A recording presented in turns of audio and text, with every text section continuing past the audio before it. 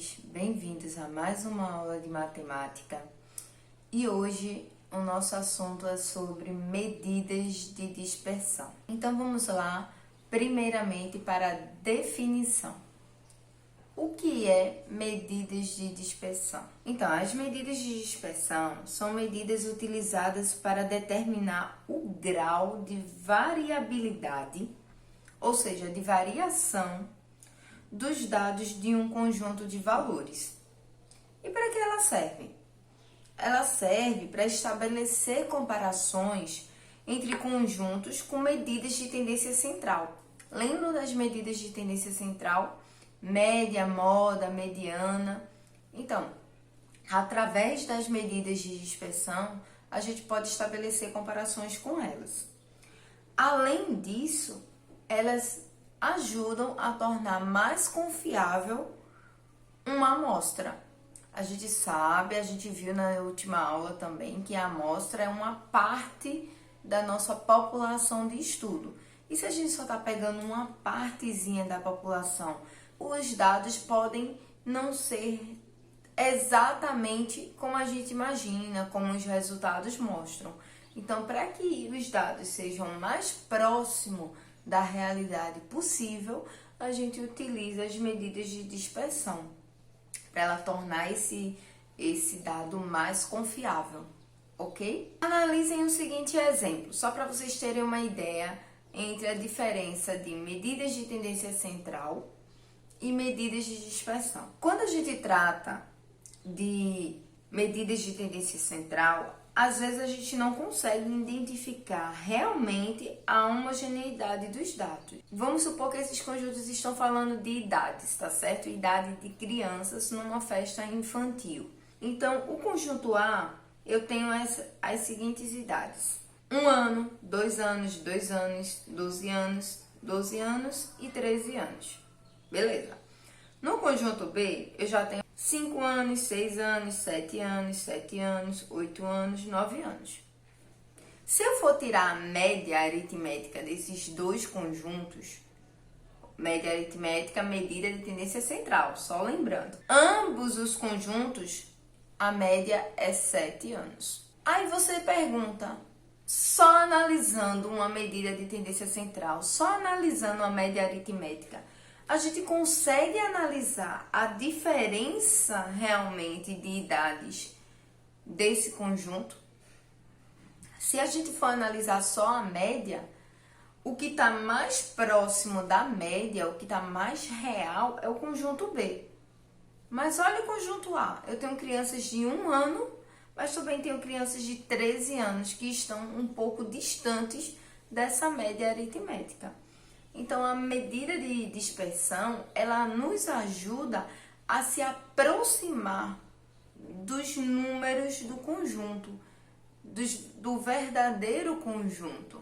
Então, quanto melhor as medidas de dispersão, mais confiável vai ser a sua pesquisa, mais confiável vai ser os seus dados e mais perto da realidade vai ser eles. Só que não existe só uma medida de dispersão. A gente aqui hoje vai estudar 4 medidas de dispersões. Vamos lá. São elas: amplitude, variância, desvio padrão e coeficiente de variação. A gente vai ver cada uma delas, tá certo? Nossa primeira medida de dispersão é a amplitude total. O que é uma amplitude?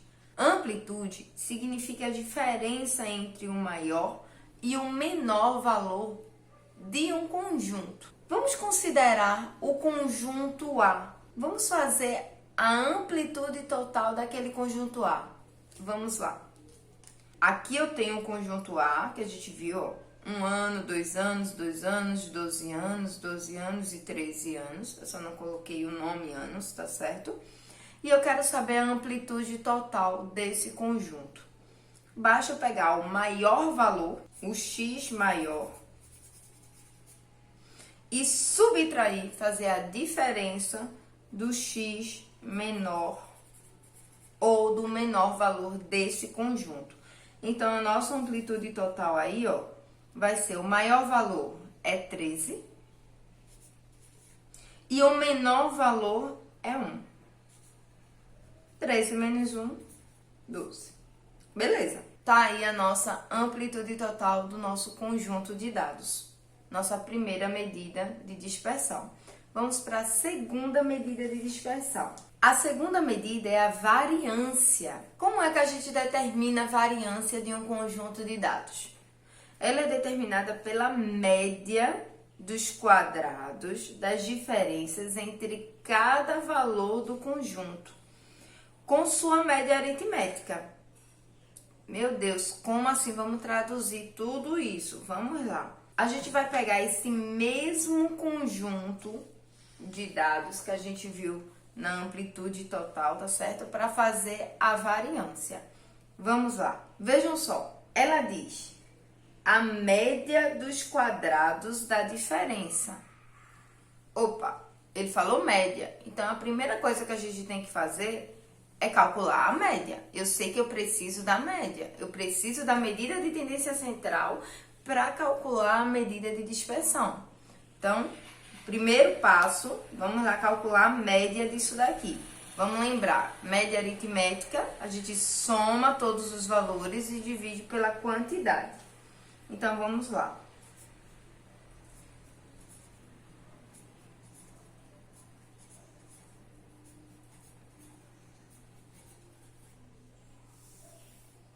Eu tenho, ó, 1, 2, 3, 4, 5, 6 números. Quando a gente soma tudo isso, dá um total de 42. Quando eu dividir por 6, a média é 7, como a gente já tinha informado logo no começo, né? Mas aqui é só o cálculo, tá bom? Então, a primeira coisa que ele falou foi em média. Determinar a média dos quadrados da diferença. Opa, diferença é subtração e quadrado é elevar ao quadrado, é uma potência. Então, o que é que a gente vai fazer? A gente precisa pegar cada elemento desse conjunto e subtrair, realizar a diferença em relação à média. Então, a gente vai fazer isso aqui, ó. Já vamos colocar fazer a variância, tá? Então, eu vou pegar, ó, cada elemento na ordem que aparece, tá bom? O primeiro é 1, ó. Vou colocar 1 menos 7. 7 é a média e 1 é o primeiro elemento aqui. E vou elevar ao quadrado, tá bom? Eu vou fazer isso de todos os conjuntos. E ele diz a soma, determinar a soma da média dos quadrados. Se é a soma da média dos quadrados, então aqui, ó, eu vou ter um maisinho entre eles. Então, vamos de novo. O próximo elemento é o 2. Então, eu vou ter 2 menos a média. A média é 7 e eleva ao quadrado. O 2 aparece de novo. Repete de novo. Tem bronca não, tá bom? Agora com 12. O 12 é repetido. E o 13. Aí, eu vou dividir isso por quanto? Eu vou dividir isso pela quantidade de elementos. Nesse conjunto aqui, eu tenho 6 elementos. Então, eu divido por 6. Agora, um detalhe. A gente está dividindo pela quantidade de elementos, porque aqui já é a minha população total. Meu conjunto de crianças, de idade de crianças, são 6 crianças e só existiam 6 crianças. Se eu fosse analisar de um conjunto de 6 crianças, se eu fosse analisar só 3 crianças, aí eu iria precisar fazer a variância subtraindo um elemento. Como assim? Se vocês forem fazer a variância de uma amostra, de uma parte da população, essa formulazinha aqui, você vai ter que dividir pela quantidade de elementos menos 1. Deixa eu colocar essa fórmula aqui, ó, melhorzinha. Ó, a variância vai ser o somatório de I sendo o primeiro elemento até o último elemento de cada elemento, ó, xi menos a média, a gente já fez a média aqui, ó, elevado ao quadrado, dividido por n. Isso é a que a gente fez agora. Lembrando que a gente não está tratando de uma amostra, esse já é o conjunto real, a quantidade total de crianças naquela festa.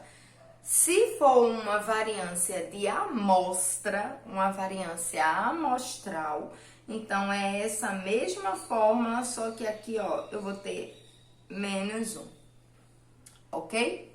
Então, prestem bastante atenção nisso. São duas fórmulas, uma para a amostra e uma para o conjunto real, ou para a população, ok? Mas vamos continuar fazendo. Então, para fazer essa variância agora, é só a gente resolver isso. Lembrando que a gente resolve primeiro o que tem dentro do parênteses. Então, eu tenho 1 menos 7, vai dar menos 6. Então, eu vou ter menos 6 ao quadrado, e assim por diante.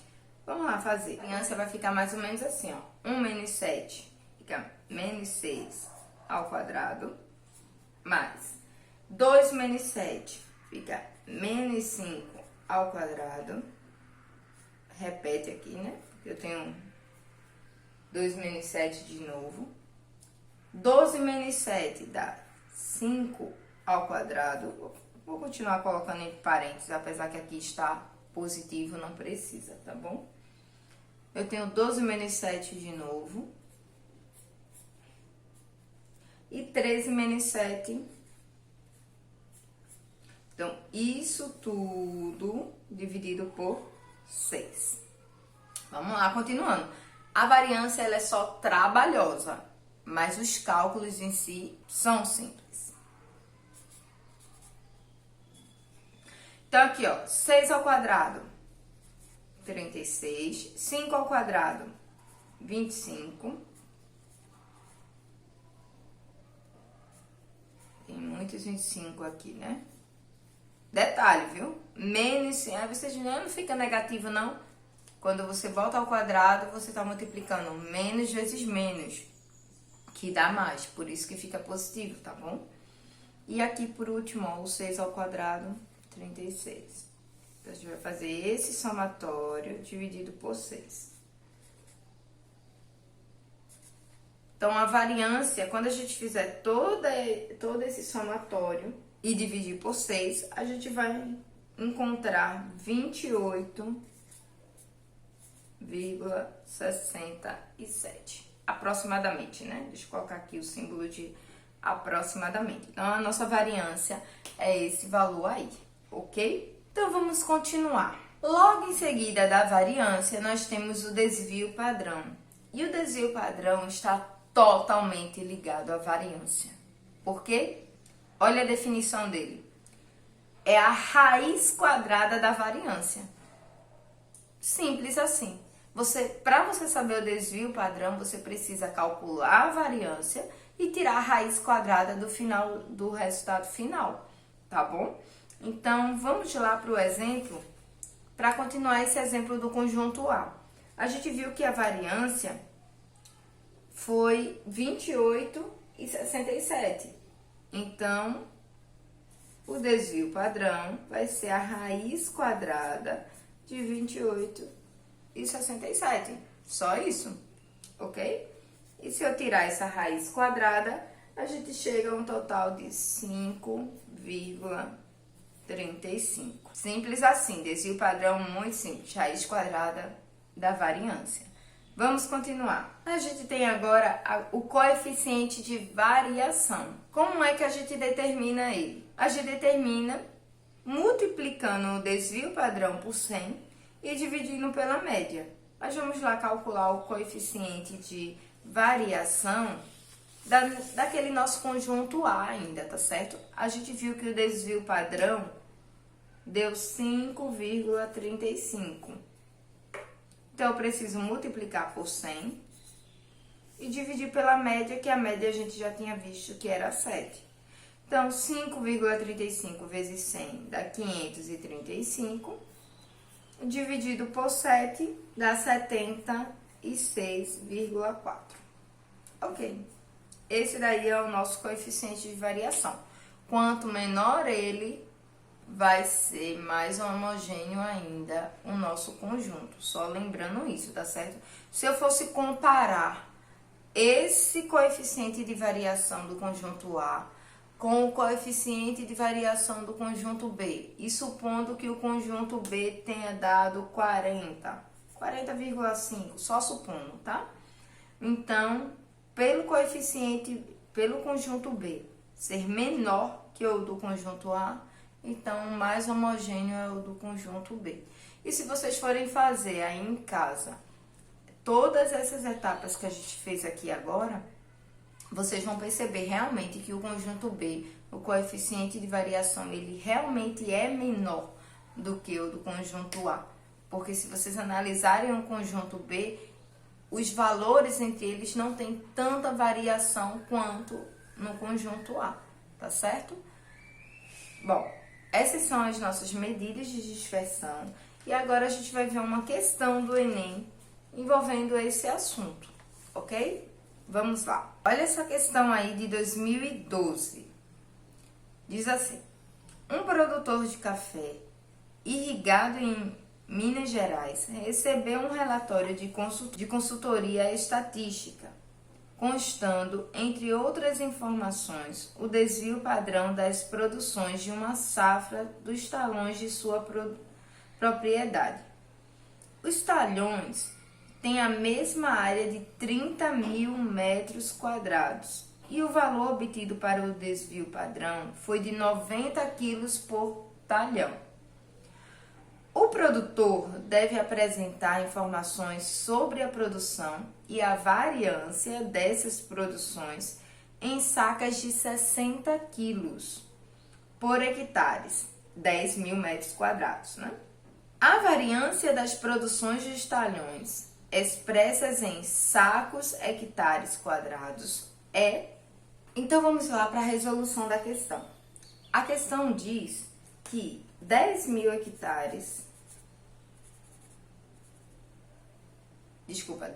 metros quadrados equivale a 1 hectare.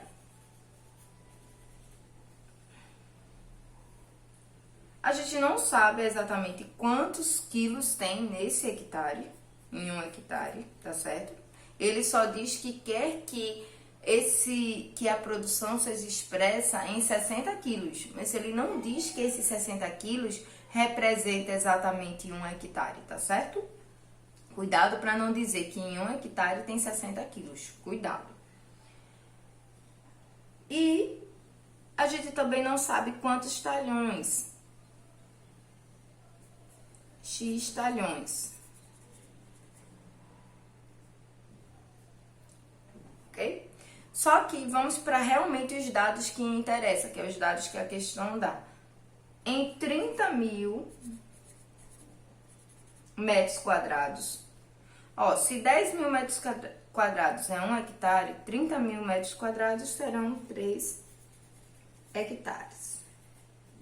Ok? A questão diz quantos quilos tem isso daí. Tem 90 quilos. E isso tudo representa um talhão. E além disso, a questão, a gente pode voltar lá para a parte dos talhões. Ele diz assim, ó, os talhões têm a mesma área de 30.000 metros quadrados e o valor obtido para o desvio padrão foi de 90 kg por talhão. Então, a razão entre desvio padrão é quilo-talhão. Então, a gente vai lá, vamos tentar achar esses quilos aí em 1 hectare para a gente ver quanto é esse desvio padrão, tá certo? Então, ó, eu vou pegar essa partezinha aqui do meio, porque eu acho que tá mais bonitinha pra gente, mas vocês sabem que isso é uma regra de 3, vocês podem fazer essa relação aí com qualquer um, tá certo? Mas vamos resolver isso daqui, ó. 1 hectare, a gente não sabe quantos quilos tem, é o que a gente quer descobrir agora para poder descobrir o desvio padrão. 3 hectares possui 90 quilos.